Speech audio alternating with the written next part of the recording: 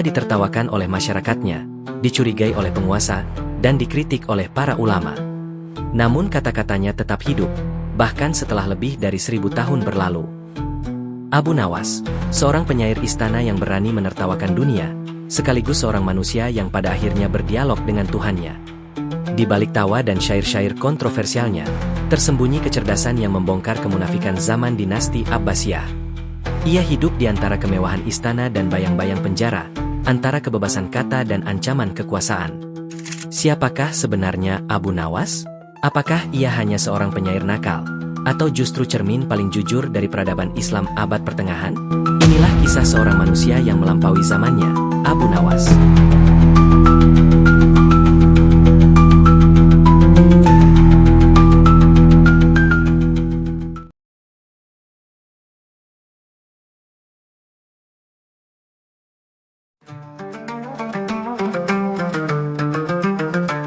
Pada pertengahan abad ke-8 Masehi, dunia Islam memasuki sebuah fase yang menentukan arah peradaban manusia. Dinasti Abbasiyah bangkit dari reruntuhan kekuasaan dinasti Umayyah, bukan sekadar sebagai penguasa baru, tetapi sebagai simbol perubahan besar dalam cara berpikir, mengelola kekuasaan, dan memaknai ilmu pengetahuan. Di masa inilah Baghdad berdiri bukan hanya sebagai ibu kota politik, melainkan sebagai pusat intelektual paling berpengaruh di dunia abad pertengahan. Kota ini menjadi panggung utama bagi lahirnya ilmuwan, filsuf, teolog, dan sastrawan besar. Di tengah pusaran peradaban itulah, nama Abu Nawas kelak muncul sebagai suara yang paling lantang, paling berani, dan paling kontroversial. Dinasti Abbasiyah tidak lahir dari kekuatan militer semata, tetapi dari dukungan luas kelompok non-Arab, khususnya masyarakat Persia yang selama masa dinasti Umayyah merasa termarginalkan. Ketika kekuasaan berpindah tangan, terjadi pergeseran besar dalam struktur sosial. Identitas Arab yang sebelumnya dominan mulai berbaur dengan tradisi Persia, Yunani, dan India. Bahasa Arab tetap menjadi medium utama, namun ruh kebudayaan yang mengisinya jauh lebih kosmopolitan. Situasi inilah yang menciptakan ruang ekspresi baru, ruang di mana kritik, satire, dan keberanian intelektual tidak hanya ditoleransi, tetapi seringkali dirayakan. Baghdad pada masa dinasti Abbasiyah awal adalah kota yang hidup tanpa henti. Di siang hari, majelis-majelis ilmu dipenuhi perdebatan tentang tafsir, hadis, fikih, dan filsafat. Di malam hari, kota berubah menjadi ruang seni, musik, puisi, perjamuan, dan diskusi panjang yang berlangsung hingga fajar. Para ulama, sufi, filsuf rasionalis, dan penyair hidup berdampingan, seringkali berseberangan, namun sama-sama membentuk denyut intelektual kota. Dalam lingkungan seperti ini, sastra tidak lagi sekadar alat pujian terhadap penguasa atau nostalgia padang pasir, melainkan sarana kritik sosial, ekspresi psikologis, bahkan perlawanan kultural. Perubahan paling mendasar pada era dinasti Abbasiyah adalah lahirnya masyarakat urban yang kompleks. Jika sastra Arab pra-Islam berakar pada kehidupan nomaden dan nilai kesukuan, maka sastra dinasti Abbasiyah tumbuh dari lorong-lorong kota, pasar, istana, dan rumah minum. Tema-tema baru bermunculan: kegelisahan eksistensial, kenikmatan dunia, konflik batin, dan ironi kehidupan. Penyair tidak lagi diwajibkan menjadi penjaga moral kolektif, melainkan pengamat tajam realitas sosial. Disinilah sastra menjadi cermin paling jujur dari zaman yang sedang berubah cepat. Abu Nawas lahir bukan sebagai anomali, melainkan sebagai produk paling ekstrim dari lingkungan ini. Ia adalah anak zaman dinasti Abbasiyah, zaman ketika batas antara sakral dan profan seringkali saling bersinggungan. Ketika para ulama membangun bangunan hukum Islam dengan ketat, para penyair seperti Abu Nawas justru membongkar lapisan kemunafikan sosial melalui humor dan keterus-terangan. Ia berbicara tentang apa yang banyak orang lakukan, tetapi tidak berani diucapkan. Itulah sebabnya syair-syairnya sering memicu kemarahan, sekaligus tawa dan kekaguman. Namun, penting untuk dipahami bahwa kebebasan berekspresi pada era dinasti Abbasiyah bukan tanpa risiko. Para penyair hidup di bawah bayang-bayang kekuasaan istana. Satu bait puisi bisa mengangkat seseorang ke puncak kehormatan, atau menjatuhkannya ke penjara.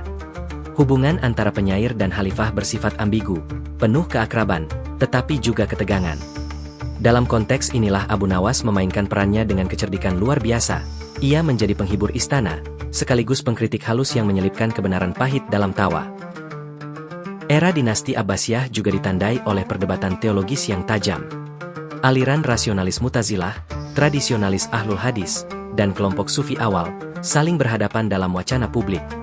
Perdebatan ini membentuk iklim intelektual yang intens dan terkadang keras.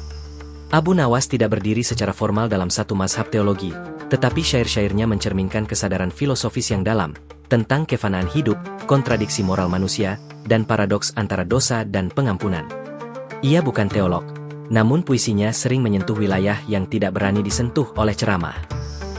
Dengan demikian, memahami Abu Nawas tanpa memahami era dinasti Abbasiyah adalah sebuah kekeliruan metodologis. Ia bukan sekadar penyair yang nakal atau kontroversial, tetapi representasi dari zaman yang sedang mencari jati diri. Dalam dirinya, bertemu dua dunia, disiplin ilmu yang ketat dan kebebasan ekspresi yang liar, keimanan yang diwarisi dan kegelisahan yang dialami. Semua itu tidak muncul dalam ruang hampa, melainkan dalam lanskap sejarah yang penuh dinamika, konflik, dan kreativitas. Bab ini menjadi fondasi utama untuk memahami perjalanan hidup Abu Nawas. Sebelum menilai syair-syairnya, sebelum menghakimi perilakunya, dan sebelum menafsirkan warisan intelektualnya, kita harus terlebih dahulu menatap panggung besar tempat ia berdiri, sebuah peradaban yang sedang berada di puncak kejayaannya, dan sekaligus menyimpan benih-benih kegelisahan manusia yang universal.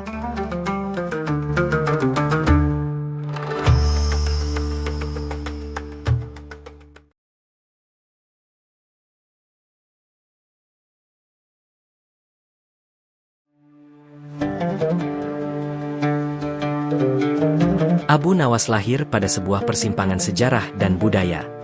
Nama aslinya adalah Abu Ali Al-Hasan bin Hani Al-Hakami, seorang anak dari dua dunia yang berbeda namun saling berkaitan.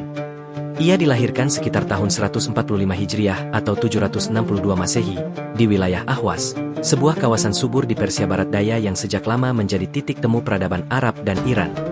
Ahwas bukan kota terpencil, ia adalah wilayah strategis yang dilalui jalur perdagangan, militer, dan budaya, menjadikannya ruang yang kaya akan percampuran bahasa, tradisi, dan pandangan hidup. Ayah Abu Nawas bernama Hani, seorang prajurit Arab dari kabilah Al-Hakami yang datang ke wilayah Persia sebagai bagian dari ekspansi militer Islam. Sebagai tentara, kehidupan Hani tidaklah menetap, dan tidak pula menjanjikan kesejahteraan jangka panjang. Riwayat menyebutkan bahwa Hani wafat ketika Abu Nawas masih kecil, meninggalkan keluarganya dalam kondisi ekonomi yang sederhana. Kematian sang ayah menjadi peristiwa awal yang membentuk karakter Abu Nawas, seorang anak yang tumbuh tanpa figur ayah, namun kelak memiliki keberanian intelektual yang mencolok. Ibunya dikenal dengan nama Jalaban, seorang perempuan Persia yang kuat dan mandiri. Dalam tradisi Persia, peran ibu dalam pendidikan anak sangat besar, terutama dalam membentuk kecintaan terhadap sastra, cerita, dan bahasa. Jalaban tidak hanya membesarkan Abu Nawas secara fisik, tetapi juga secara kultural. Dari ibunya lah Abu Nawas mengenal kisah-kisah lama, irama bahasa yang halus, dan kecenderungan untuk mengekspresikan pikiran secara bebas. Warisan Persia ini kelak menjadi unsur penting dalam gaya puisinya, lembut, imajinatif, dan kaya simbol. Sejak kecil, Abu Nawas telah menunjukkan kecerdasan yang tidak biasa. Riwayat-riwayat klasik menyebutkan bahwa ia cepat menghafal, tajam menangkap irama bahasa, dan memiliki keberanian berbicara yang melampaui usianya. Ia tumbuh dalam lingkungan yang mempertemukan bahasa Arab formal militer dengan bahasa Persia sehari-hari, sebuah kondisi bilingual yang secara alami mengasah sensitivitas linguistiknya. Dalam dunia sastra, kemampuan semacam ini adalah anugerah yang jarang dimiliki. Nama panggilannya, Abu Nawas, telah menjadi bahan diskusi panjang dalam literatur klasik.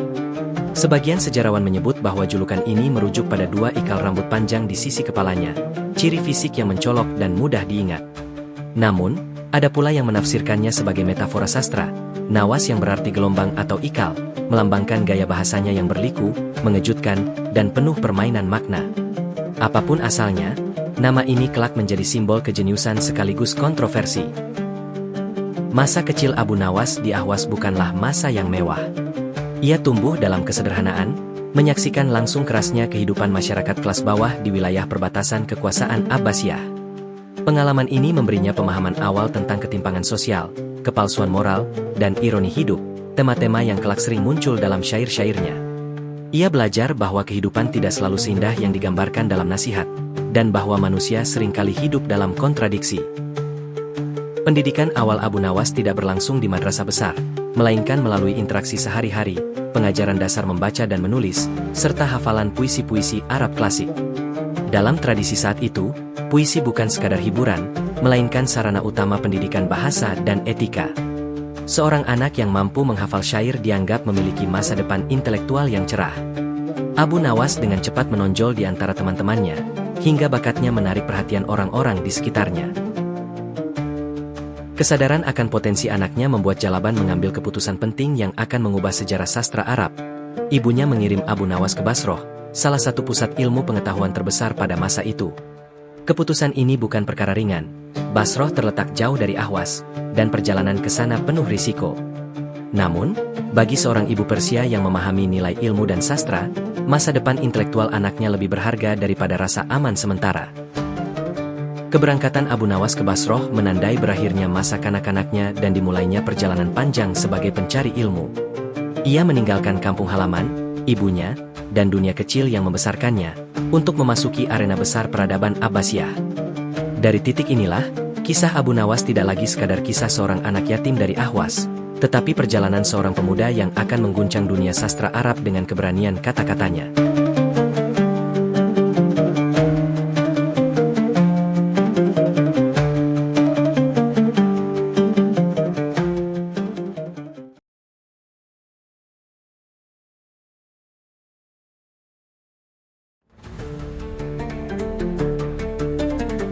Basroh pada abad ke-8 Masehi bukan sekadar sebuah kota pelabuhan.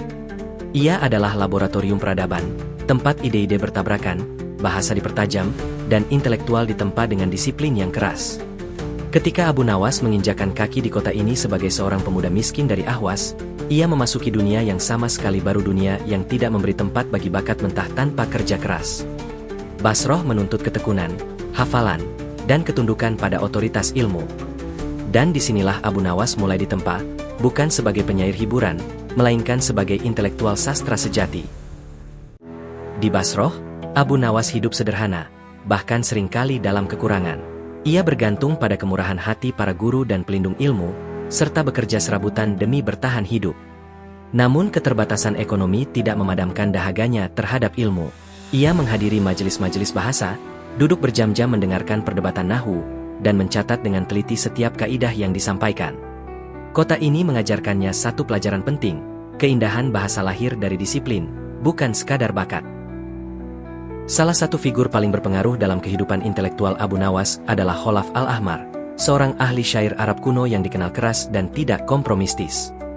Kholaf percaya bahwa seorang penyair sejati harus terlebih dahulu menguasai warisan jahiliyah secara sempurna sebelum berani berinovasi. Abu Nawas dipaksa menghafal ribuan bait syair Arab klasik, tentang padang pasir, kuda, peperangan, dan kehormatan suku.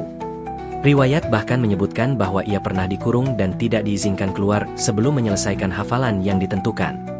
Pengalaman ini membentuk fondasi kuat dalam struktur bahasa dan ritme puisinya. Selain Kholaf al-Ahmar, Abu Nawas juga berguru kepada Yunus bin Habib, salah satu tokoh utama mazhab Nahwu Basrohwi. Dari Yunus, ia mempelajari ketelitian gramatikal, ketepatan makna, dan logika bahasa Arab. Mazhab Basroh dikenal ketat dan rasional. Setiap struktur kalimat harus memiliki dasar yang jelas. Pendidikan ini menjadikan Abu Nawas bukan sekadar penyair ekspresif, tetapi juga ahli bahasa yang mampu memainkan kata-kata dengan presisi tinggi. Nama lain yang sangat berpengaruh adalah Al-Kisai, seorang ulama kiroat dari Kufah dan guru bagi anak-anak Khalifah Abbasiyah. Perkenalan Abu Nawas dengan Al-Kisai bukan hanya membuka wawasan linguistik dan keagamaan, tetapi juga menjadi jembatan menuju lingkaran istana Baghdad. Dari Al-Kisai, Abu Nawas belajar bahwa bahasa bukan hanya alat seni, tetapi juga instrumen kekuasaan. Kata-kata yang tepat dapat membuka pintu-pintu yang tertutup rapat. Namun, pendidikan Abu Nawas di Basroh tidak hanya berlangsung di ruang-ruang majelis formal. Kota ini adalah ruang sosial yang penuh kontras, masjid dan pasar, majelis ulama dan rumah minum, perdebatan teologis dan senda gurau malam hari. Abu Nawas mengamati semuanya dengan mata penyair. Ia melihat kemunafikan, kesalehan, kegilaan, dan kebijaksanaan hidup berdampingan dalam jarak yang sangat dekat. Pengalaman sosial inilah yang kelak menjadikan syair-syairnya tajam, ironis, dan seringkali mengejutkan. Di Basroh pula, Abu Nawas mulai menunjukkan keberanian estetiknya. Meskipun ia menghormati tradisi lama, ia tidak terikat olehnya. Ia mulai bereksperimen dengan tema-tema baru, memindahkan pusat puisi dari gurun ke kota, dari nostalgia masa lalu ke realitas urban. Ia berbicara tentang manusia apa adanya, dengan kelemahan, keinginan, dan kontradiksi moralnya. Inilah awal dari gaya yang kelak membuatnya dicintai dan dibenci sekaligus. Para penyair sezaman mulai mengenali kejeniusan Abu Nawas. Ia dikenal memiliki lidah yang tajam, ingatan luar biasa, dan kecerdikan dalam berargumentasi. Namun ia juga dikenal sebagai pribadi yang sulit diatur, tidak segan menertawakan otoritas, dan sering melampaui batas norma sosial. Basroh mengasahnya menjadi pribadi yang berani, tetapi juga mempersiapkannya menghadapi risiko besar di masa depan. Menjelang akhir masa tinggalnya di Basroh, Abu Nawas bukan lagi pemuda biasa. Ia telah menguasai ilmu bahasa, memahami tradisi sastra Arab klasik, dan memiliki pandangan estetik yang matang. Yang tersisa hanyalah satu hal, panggung yang lebih besar. Dan panggung itu bernama Baghdad, ibu kota dinasti Abbasiyah, pusat kekuasaan dan kebudayaan dunia Islam. Dengan bekal ilmu yang kokoh dan keberanian intelektual yang terasah, Abu Nawas pun bersiap meninggalkan Basroh, menuju kota yang akan mengangkat namanya ke puncak sejarah.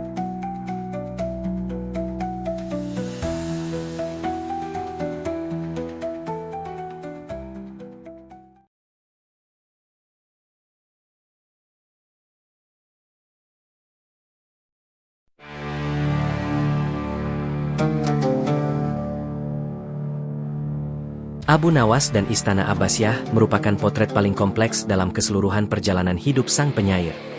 Dinasti Abbasiyah pada abad kedua dan ketiga Hijriah berada di puncak kejayaan politik dan intelektual, dengan Baghdad menjelma sebagai pusat peradaban dunia Islam. Istana Khalifah tidak hanya berfungsi sebagai pusat administrasi negara, tetapi juga sebagai jantung kebudayaan, tempat para penyair, filsuf, ilmuwan, dan ulama bertemu di bawah patronase kekuasaan.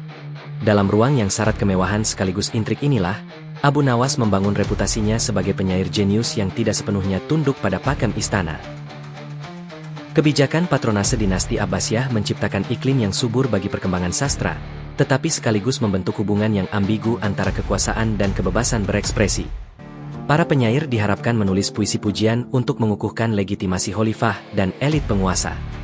Abu Nawas memasuki struktur ini dengan kesadaran penuh akan aturan-aturan yang berlaku, namun ia juga membawa keberanian intelektual untuk menantangnya. Ia menulis pujian ketika diperlukan, tetapi tidak ragu menyelipkan ironi dan sindiran yang menyentuh inti kemunafikan sosial. Masuknya Abu Nawas ke lingkar istana bukanlah kebetulan. Ia telah dikenal sebagai penyair dengan penguasaan bahasa Arab yang luar biasa, kecerdasan retoris yang tajam, serta keberanian tematik yang melampaui zamannya. Di istana, ia bukan sekadar penghibur bagi para penguasa, melainkan juga pengamat yang merekam kehidupan elit dengan presisi satiris. Puisinya sering terdengar jenaka, namun di balik lucuan itu tersembunyi kritik mendalam terhadap gaya hidup istana yang penuh paradoks. Hubungan Abu Nawas dengan Khalifah Harun al-Rasyid mencerminkan tarik ulur antara kekaguman dan kecurigaan. Khalifah Harun al-Rasyid dikenal sebagai penguasa yang mencintai ilmu dan sastra, serta menghargai kecerdasan. Dalam beberapa kesempatan, Abu Nawas memperoleh perlindungan langsung dari Khalifah berkat kepiawaiannya merangkai kata. Namun keberanian Abu Nawas kerap melampaui batas toleransi istana. Puisi-puisinya tentang minuman keras, kebebasan individual, dan kehidupan malam bertabrakan dengan citra religius yang ingin dipertahankan kekhalifahan. Akibatnya, hubungan mereka tidak pernah stabil, bergerak antara kedekatan, kemarahan, hingga hukuman. Berbeda dari penyair istana pada umumnya, Abu Nawas tidak sepenuhnya berfungsi sebagai corong propaganda. Ia juga menulis sindiran yang terkadang diarahkan kepada elit itu sendiri. Dalam konteks ini, Abu Nawas tampil sebagai antagonis moral di dalam sistem kekuasaan. Ia menolak kepura-puraan etika yang dipertontonkan di ruang publik, dan melalui puisinya ia membuka sisi gelap kehidupan istana yang kerap disembunyikan di balik simbol kesalehan. Secara estetika, puisi-puisi istana Abu Nawas menunjukkan fleksibilitas gaya yang luar biasa. Ia mampu memadukan struktur klasik dengan bahasa sehari-hari, menciptakan kontras yang hidup dan menggugah.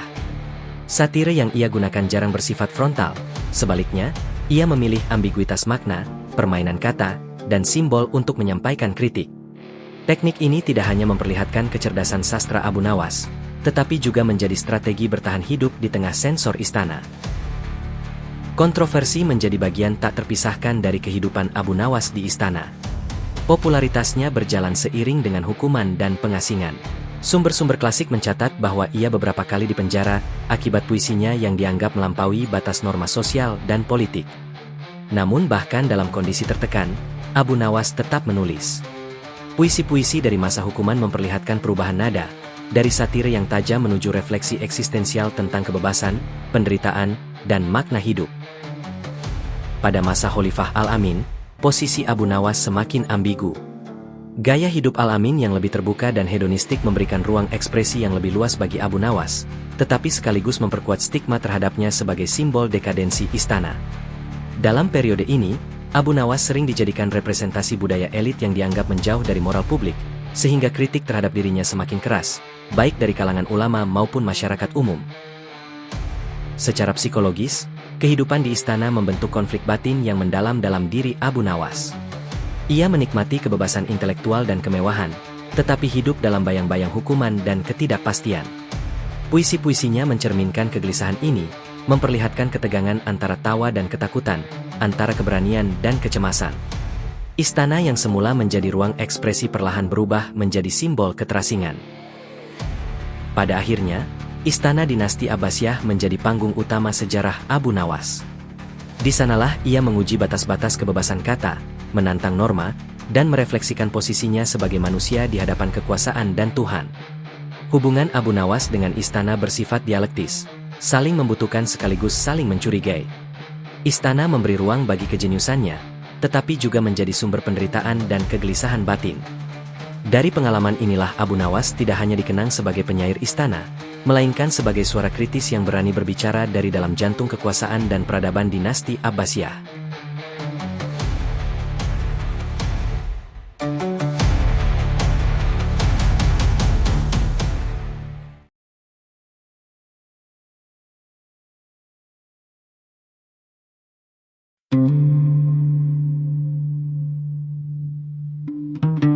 Di tengah gemerlap Baghdad dan hiruk-pikuk istana dinasti Abbasiyah, Abu Nawas tidak hanya hidup sebagai figur sosial, tetapi sebagai arsitek bahasa yang berani merombak tradisi sastra Arab. Karya-karyanya lahir bukan dari ruang hampa, melainkan dari pertemuan disiplin ilmu yang ketat dan keberanian estetik yang nyaris tak tertandingi. Untuk memahami Abu Nawas, seseorang tidak cukup hanya membaca syair-syairnya, ia harus menelusuri bagaimana syair itu dibangun, untuk siapa ia ditujukan, dan apa yang ingin ia bongkar dari realitas sosial zamannya. Karya-karya Abu Nawas menempati posisi unik dalam sejarah sastra Arab klasik karena ia tidak sekadar mewarisi tradisi, tetapi secara sadar membongkar, menantang, dan membentuk ulang bahasa sastra pada masanya. Di tengah dominasi puisi Arab klasik yang masih kuat dengan pola badui, tema kepahlawanan, dan romantisisme gurun, Abu Nawas menghadirkan dunia yang berbeda, dunia kota, istana, pasar, kedai minuman, dan ruang-ruang sosial yang sebelumnya dianggap rendah untuk diangkat menjadi sastra tinggi. Dengan demikian, karya Abu Nawas merepresentasikan pergeseran peradaban dari budaya nomadik menuju budaya urban Abbasiyah. Secara kuantitatif, karya Abu Nawas sangat melimpah, meskipun tidak semuanya sampai kepada kita dalam bentuk yang utuh. Diwan Abu Nawas yang dihimpun oleh para filolog klasik dan modern memperlihatkan ragam tema yang luas, mulai dari puisi Hamriyat, ghazal, madih, hijah, zuhdiyat, hingga syair-syair reflektif tentang kematian dan penyesalan. Keberagaman tematik ini menunjukkan bahwa Abu Nawas bukanlah penyair satu dimensi, melainkan figur sastra yang kompleks dan dinamis. Puisi Hamriyat Abu Nawas sering dianggap sebagai ciri paling menonjol dari karyanya. Dalam genre ini, ia mengangkat anggur, pesta, dan kenikmatan duniawi bukan sekadar sebagai objek deskripsi, tetapi sebagai simbol perlawanan terhadap kemunafikan moral. Abu Nawas tidak menulis tentang Hamr dengan bahasa samar atau metaforis semata, melainkan dengan deskripsi konkret yang tajam, seolah menantang norma kesusilaan publik. Namun justru dalam keberaniannya itulah terletak nilai sastranya. Ia memaksa bahasa Arab sastra untuk berbicara jujur tentang realitas sosial yang selama ini disembunyikan. Dalam ghazal, Abu Nawas memperluas cakrawala ekspresi cinta dalam sastra Arab. Ia tidak terpaku pada pola cinta idealistik ala puisi pra-Islam, melainkan menghadirkan cinta urban yang cair, ambigu, dan seringkali problematis. Bahasa cinta Abu Nawas terkadang lembut, terkadang provokatif, tetapi selalu menunjukkan kecanggihan linguistik yang tinggi. Ia memanfaatkan polisemi, permainan bunyi, dan struktur sintaksis yang tidak lazim untuk menciptakan efek emosional yang kuat. Dari sisi gaya, Abu Nawas dikenal sebagai penyair yang sangat sadar bahasa. Ia memperlakukan bahasa bukan hanya sebagai medium, tetapi sebagai arena eksperimen. Diksi yang ia pilih seringkali berasal dari bahasa sehari-hari masyarakat kota, sesuatu yang pada masanya dianggap merendahkan martabat puisi. Namun Abu Nawas justru membuktikan bahwa bahasa populer dapat diangkat menjadi bahasa sastra tanpa kehilangan keindahan. Inovasi ini memiliki dampak jangka panjang terhadap perkembangan sastra Arab, karena membuka ruang bagi ekspresi yang lebih inklusif dan realistis. Struktur puisi Abu Nawas juga menunjukkan keberanian formal. Ia tidak selalu tunduk pada pembukaan nasib atau atlal sebagaimana konvensi qasidah klasik. Ia kerap langsung masuk ke inti tema, memotong bagian-bagian yang dianggap klise. Pemotongan struktur ini mencerminkan mentalitas urban yang efisien dan pragmatis, sekaligus menandai pergeseran estetika sastra Arab pada era dinasti Abbasiyah. Dampak linguistik Abu Nawas paling terasa pada perluasan medan semantik bahasa Arab sastra. Ia memperkenalkan kosakata baru, menghidupkan makna-makna lama dalam konteks baru, dan memadukan register tinggi dengan register rendah secara berani. Perpaduan ini memperkaya fleksibilitas bahasa Arab, menjadikannya mampu menampung pengalaman manusia yang lebih luas dan kompleks. Dalam konteks retorika, Abu Nawas mahir menggunakan ironi dan paradoks.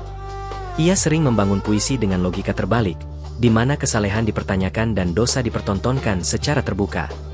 Strategi ini tidak hanya bersifat estetis, tetapi juga ideologis, karena menantang pembaca untuk berpikir ulang tentang moralitas, otoritas, dan kemanusiaan. Pengaruh Abu Nawas terhadap penyair setelahnya sangat signifikan. Banyak penyair era dinasti Abbasiyah dan pasca dinasti Abbasiyah yang mengadopsi keberanian tematik dan fleksibilitas bahasanya, meskipun tidak semuanya mencapai tingkat kecanggihan yang sama. Dalam tradisi sastra Arab, Abu Nawas sering dijadikan titik rujukan ketika membahas modernitas awal dalam puisi klasik. Lebih jauh, karya Abu Nawas turut memengaruhi perkembangan kritik sastra Arab.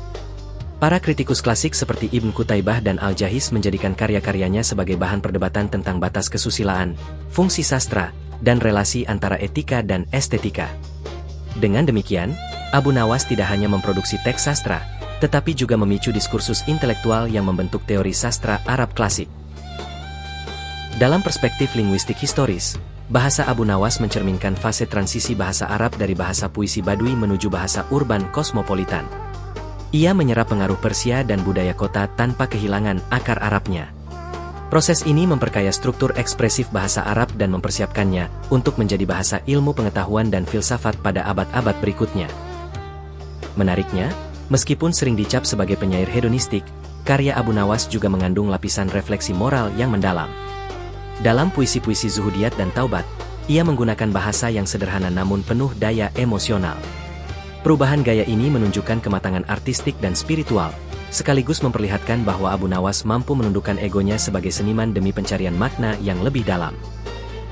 Dampak jangka panjang Abu Nawas tidak hanya terbatas pada dunia sastra Arab. Melalui penerjemahan dan transmisi budaya, gaya dan temanya memengaruhi sastra Persia dan kemudian sastra Islam di wilayah lain. Bahkan dalam budaya populer, sosok Abu Nawas sering direduksi menjadi figur humor, meskipun reduksi ini kerap mengaburkan kedalaman linguistik dan intelektual karyanya. Dalam konteks dokumenter sejarah, karya dan gaya sastra Abu Nawas harus dipahami sebagai produk dialektika antara individu dan zamannya. Ia menulis dengan bahasa yang hidup, karena ia hidup di tengah perubahan sosial yang cepat. Bahasa baginya bukan sekadar alat estetik, tetapi juga sarana resistensi, ekspresi diri, dan refleksi eksistensial.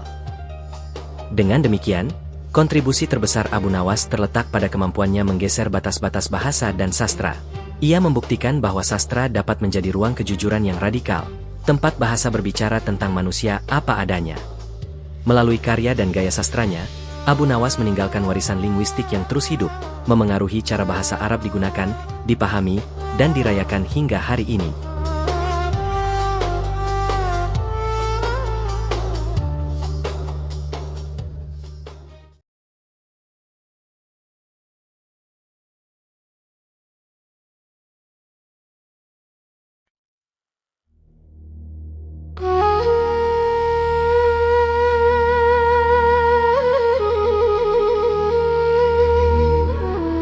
Perubahan spiritual Abu Nawas mencapai intensitas paling dalam pada fase akhir kehidupannya, ketika usia, pengalaman pahit, dan kesadaran akan kematian bertemu dalam satu kesunyian panjang.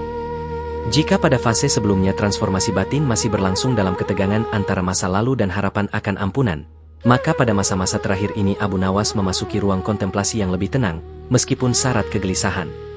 Ia tidak lagi berbicara sebagai penyair istana atau pengkritik sosial, melainkan sebagai seorang manusia yang berdiri sendirian di hadapan waktu yang kian menyempit. Riwayat-riwayat klasik menggambarkan Abu Nawas pada akhir hayatnya sebagai sosok yang menjauh dari hiruk-pikuk istana. Popularitas yang pernah mengelilinginya perlahan memudar, digantikan oleh kesendirian dan refleksi. Dunia yang dahulu ia tertawakan kini ia pandang dengan jarak batin. Kesadaran bahwa kekuasaan, kemewahan, dan pujian tidak mampu melindungi manusia dari kefanaan menjadi fondasi utama perubahan sikapnya. Dalam kondisi fisik yang melemah, Abu Nawas semakin sering merenungkan perjalanan hidupnya. Ingatan tentang masa muda, keberanian satiris, serta kehidupan bebas yang pernah ia rayakan hadir sebagai kilas balik yang tidak selalu menenangkan. Ia tidak menyangkal masa lalunya, tetapi memaknainya sebagai bagian dari takdir yang membentuk kesadarannya saat ini. Penyesalan tidak muncul sebagai keputusasaan, melainkan sebagai pemahaman tentang batas-batas manusia. Puisi-puisi yang dinisbatkan kepada Abu Nawas pada fase ini menunjukkan perubahan tonalitas yang signifikan. Bahasa menjadi lebih sunyi, ritme lebih lambat, dan metafora lebih dekat dengan tema kematian, kubur, dan pengadilan ilahi. Ia tidak lagi berusaha memancing tawa atau kejutan, tetapi mengajak pembaca untuk berhenti sejenak dan merenung. Puisi berfungsi sebagai sarana dialog terakhir antara manusia dan penciptanya. Kesadaran akan kematian tidak hadir secara abstrak. Abu Nawas membayangkannya sebagai peristiwa konkret yang tak terelakkan. Ia menempatkan dirinya sebagai subjek yang akan dimintai pertanggungjawaban atas setiap kata dan perbuatan. Dalam kesadaran ini, kecerdasan dan kepiawaian retorik yang dahulu menjadi senjatanya kini terasa tidak lagi memadai. Yang tersisa hanyalah harapan pada rahmat Tuhan. Relasi Abu Nawas dengan konsep taubat pada masa akhir ini menjadi lebih matang. Taubat tidak lagi dipahami sebagai peristiwa tunggal, melainkan sebagai keadaan batin yang berkelanjutan. Ia menyadari bahwa penyesalan sejati tidak berhenti pada pengakuan dosa, tetapi tercermin dalam perubahan orientasi hidup. Kesadaran ini memperlihatkan kedalaman spiritual yang melampaui sekadar emosi sesaat. Dalam beberapa riwayat, Abu Nawas digambarkan sering mengasingkan diri, menghindari pertemuan sosial, dan memperbanyak renungan. Kesendirian menjadi ruang pendidikan batin yang paling keras sekaligus paling jujur. Di sanalah ia menghadapi dirinya sendiri tanpa topeng satira atau humor. Kesunyian memaksanya berdamai dengan ingatan dan ketakutan yang selama ini ia sembunyikan di balik kata-kata. Pengaruh tradisi religius Islam sangat terasa dalam fase ini. Abu Nawas menunjukkan kesadaran mendalam terhadap ajaran tentang kematian, hisab, dan akhirat. Namun ia tidak mengulang doktrin secara mekanis. Ajaran-ajaran tersebut diolah menjadi pengalaman personal yang diekspresikan melalui bahasa puitis. Dengan demikian, puisinya menjadi jembatan antara doktrin teologis dan pengalaman eksistensial. Perubahan spiritual Abu Nawas pada masa akhir hidupnya juga mencerminkan pergeseran relasi dengan masyarakat. Jika sebelumnya ia berdiri di tengah sorotan publik, kini ia lebih memilih berada di pinggiran. Ia tidak lagi mencari pengakuan sosial, karena kesadaran akan pengadilan ilahi membuat penilaian manusia terasa tidak relevan. Perubahan ini menandai pembebasan terakhir dari ketergantungan pada dunia. Dalam perspektif psikologis, fase ini dapat dipahami sebagai proses integrasi diri. Abu Nawas tidak lagi terpecah antara persona publik dan suara batin. Ia menerima seluruh perjalanan hidupnya baik yang dianggap dosa maupun yang dipuji sebagai kecerdasan sebagai bagian dari identitasnya.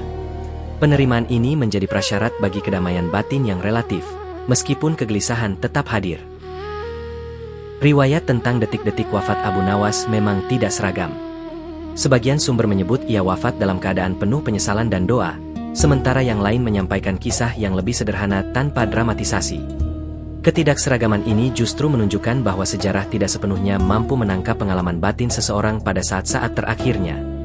Yang dapat diwariskan hanyalah jejak kata dan kesaksian tidak langsung. Namun terlepas dari perbedaan riwayat, tradisi Islam cenderung mengingat Abu Nawas sebagai sosok yang kembali kepada Tuhan pada akhir hayatnya. Ingatan ini bukan sekadar upaya pemutihan sejarah, melainkan refleksi atas konsistensi tematik puisi-puisi taubatnya yang autentik. Transformasi spiritual Abu Nawas diterima sebagai bagian sah dari perjalanan hidup manusia. Masa-masa terakhir Abu Nawas juga memperlihatkan perubahan cara ia memandang waktu.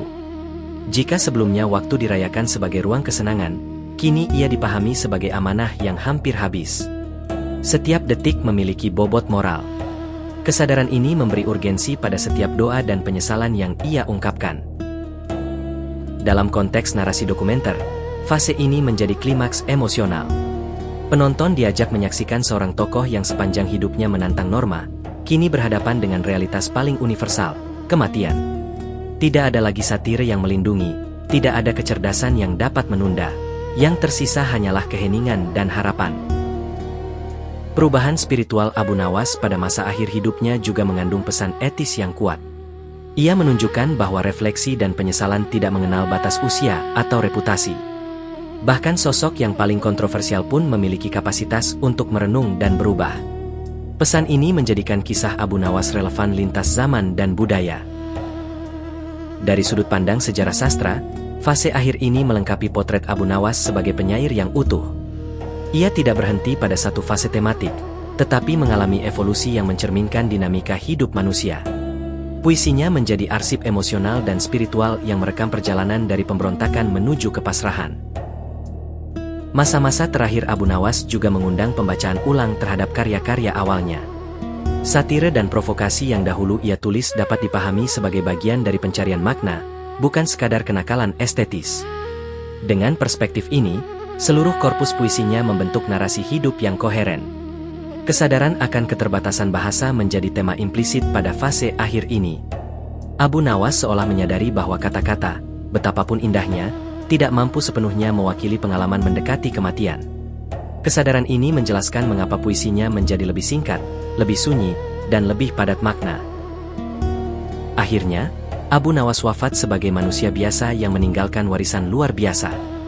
Ia tidak dikenang sebagai santo tanpa celah, tetapi sebagai sosok yang jujur terhadap kompleksitas dirinya. Kejujuran inilah yang membuat kisah hidup dan perubahan spiritualnya terus dibaca, diperdebatkan, dan direnungkan. Hal ini menegaskan bahwa masa-masa terakhir Abu Nawas bukan sekadar epilog biografis, melainkan puncak refleksi dari seluruh perjalanan hidupnya. Di titik inilah tawa, satire, dosa, kecerdasan, dan doa bertemu dalam satu kesunyian akhir.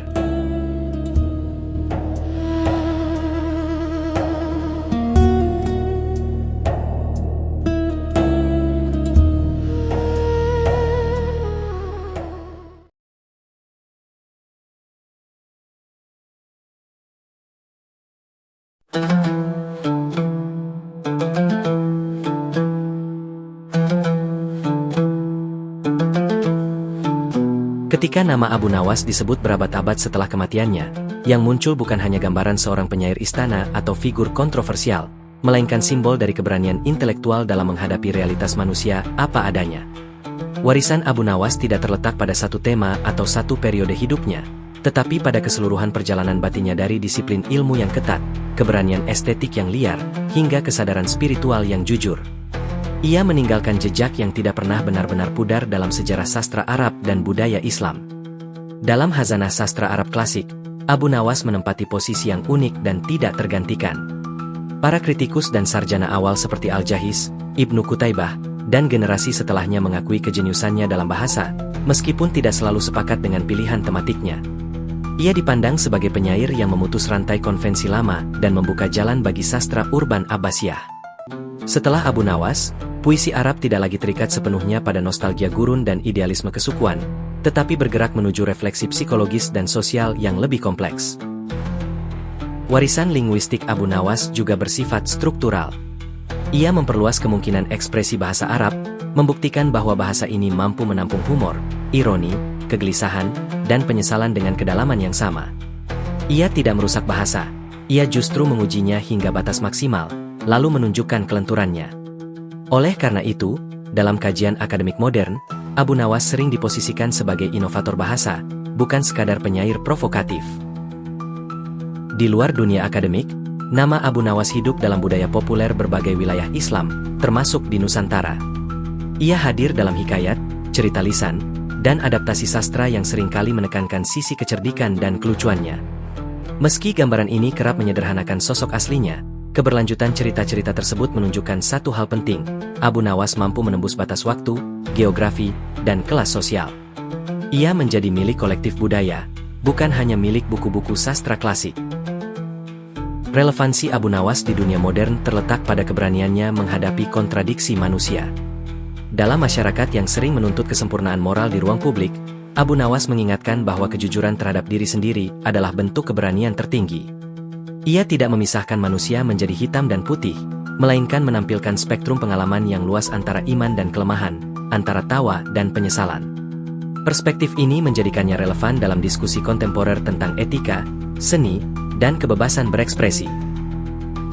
Dalam konteks dokumenter sejarah, kisah Abu Nawas bukan hanya kisah individu, melainkan cermin peradaban. Ia memperlihatkan bagaimana sebuah zaman memperlakukan para intelektualnya, bagaimana kekuasaan berinteraksi dengan seni, dan bagaimana bahasa dapat menjadi ruang perlawanan yang halus namun efektif. Melalui hidup dan karyanya, kita melihat bahwa peradaban besar tidak hanya dibangun oleh pedang dan hukum, tetapi juga oleh kata-kata yang berani dan jujur. Pada akhirnya, Abu Nawas adalah kisah tentang manusia yang utuh. Ia tidak ditampilkan sebagai teladan tanpa celah, tetapi sebagai sosok yang bergulat dengan zamannya, dengan dirinya sendiri, dan dengan Tuhannya. Warisan terbesarnya bukan sekadar kumpulan syair, melainkan keberanian untuk berkata jujur tentang kehidupan, sebuah keberanian yang tetap relevan di setiap zaman. Ia telah lama tiada, tetapi kata-katanya masih berbicara tentang dunia yang berubah, manusia yang rapuh, dan pencarian makna yang tak pernah selesai.